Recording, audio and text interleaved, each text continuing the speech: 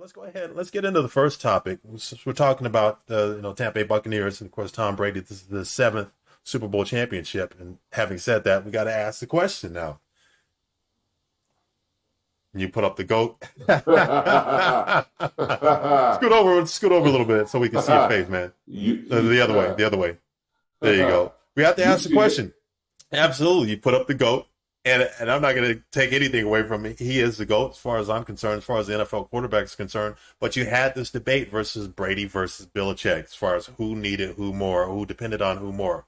Was it Brady that depended on Bill Belichick more, or was it Belichick that depended on Brady? I think that conversation, that discussion is put to bed, man. Okay, and let's I get think it. it is. I think Brady over. I Yes, think yes or no, yes or no, okay. yes Go or no. ahead. Because first of all, Belichick's still a great coach, Sure. and we got to remember too. It's not like Brady went to the Jets No. and took the Jets to the Super Bowl. All right, let's not act like that cover was super bare when Brady got there. They how many games did they win last year with Winston throwing 30 interceptions? I mean, they were They still basically won seven. They won seven. Okay, here's the yeah. statistics. Okay, here's the breakdown. Tampa Bay Buccaneers, they didn't make the playoffs. They hadn't made the playoffs in over 10 years, so over a decade. So they're not traditionally they're not a great franchise. But you're absolutely right. You're talking about a team that was loaded with talent. That the only thing that they really needed to insert that into that roster was a solid quarterback. It was a solid quarterback. That was And it. what better quarterback to insert than a Tom Brady? You had a Exactly. great offense. You had he looked at that roster, and this is absolute. This you want to talk about LeBron James type of move? This was a LeBron James type of move. He said, "I want to go somewhere where I can win, where there's already a talent assembled, but you insert somebody like me, and I'm going to be able to take that team over the top and propel them into an NBA final or to a championship level." That's exactly what Tom Brady did when he assessed the situation. That's the reason why he left the New England first place. He knew that New England was decimated as far as their roster. They were decimated. They didn't have defensively. They had issues defensively. They had issues as far as offense. Some of those linemen were getting old. He looked at the Hmm. situation in Tampa Bay. He said, "Look, there's some studs. I'm going to have some studs to throw to."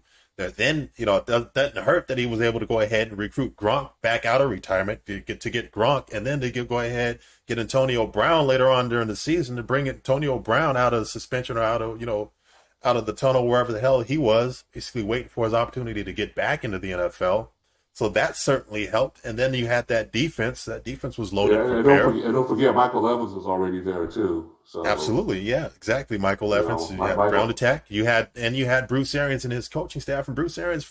Remember this: Bruce Arians took the Arizona Cardinals to the NFC Championship game back in 2015, and he didn't have no Tom Brady.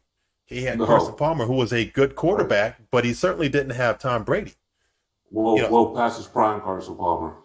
yeah, Carson Palmer late in his career, but still, a good quarterback, but certainly not Tom Brady. Took them to the NFC Championship game before they came to the Carolina Panthers.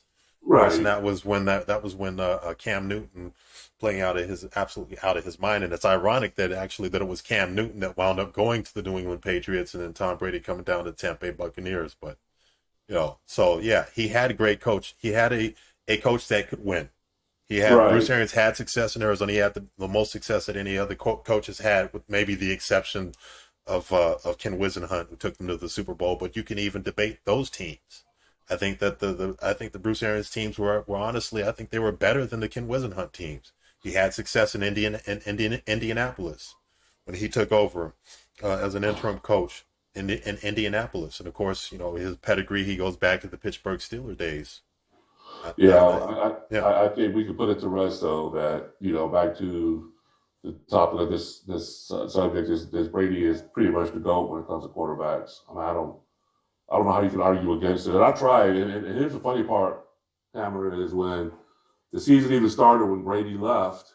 hmm Of course I've been hating Brady since the talk rule, but that's my own personal issue I'm not that a I'm fan not of going to Brady's go either. into. But That's why. That's but why. he, Yeah. You listen to us because we're not Brady fans. I don't think either of no. us are like huge Brady fans. But here's what my dumbass did. My dumbass was like, you know what? He's about to leave Belichick. He's about to leave that system he's been ingrained in. System quarterback, blah blah blah. I Right. said, I'm not ready to put him at that GOAT status. I said, y'all want me to be quiet? All Brady has to do is get Tampa Bay to the Super Bowl. That's all. He did. And Hey, guess who's been quiet ever since? Crickets yeah, on this yeah, side. yeah. And you know Guess what? who learned? I was there at GOAT before. I was there at GOAT before you were at GOAT. Because you know me, for the longest time, I was like, nah, man. I had John Elway was at the top, and then Brady and everybody else was below John Elway. Not, but I gave Brady that. I gave Elway. Brady that crown a couple seasons ago. I said, you know what? What I about gave him what about Peyton? Peyton. Peyton He Manning. took two different teams to the Super Bowl. Yeah, Yeah, he took two different Colts teams to the and the Super Bowl, Broncos. but So he's in that conversation as far as the pantheon of like some of the greatest NFL quarterbacks, but he's not in Brady's or even John Elway's league as far as I'm concerned. Because you look at the team, you know what? Not, yeah, you look at the team. Look at the Denver Broncos. He was he was on fumes. He was playing on fumes, and I know you can make that argument possibly for John Elway with late in his career when he won those back to back championships with the Denver Broncos. Not that that wasn't really so much him as it was Terrell Davis, oh yeah, Shannon Sharp, yeah. McCaffrey. Not he had and that he had a stellar defense, a solid offensive Mm-hmm. line, Yeah. the great running game, good coaching staff, but still what John Elway did earlier in his career, in spite of the fact that he lost to those 49ers teams and he lost to the 49ers and the Washington Redskins and New York Giants. Those were some all-time great teams, man. You're talking about some all-time great defenses. Not in his team back those teams that John Elway took to those Super Bowls. That was basically John Elway. Right. That was John Elway and a bunch of dudes on offense, and the defenses weren't Right. that. His defenses weren't that great. The Orange Crush wasn't all that. No. So that's why I would put John Elway ahead of somebody like a Peyton Manning. But like I said, for Okay. the longest time I did not want to concede John Elway and to Tom Brady. But I think it was a couple Super Bowls ago when the New England Patriots when they beat the Los Angeles Rams that I went ahead and just I just tipped my cap to Tom Brady and said, "Hey man, Uh, you the goat. That's it. all I'm right. gonna stop arguing." Let me So, ask you this. mm-hmm, Early on year three, speaking right. of goats and potential goats, Mm-hmm, Pat Mahomes. In his third year, he's mm-hmm. been in the league MVP. He's been in two Super Bowls, Back to back Super Bowls, won sure. one. Yep. Mm-hmm, Super Bowl MVP.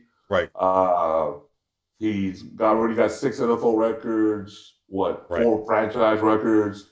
Mm-hmm, Already over 14,000 passing yards. right. One of the higher passing ratings. Already. Should we start looking at him as potential or It's a little potentially? early.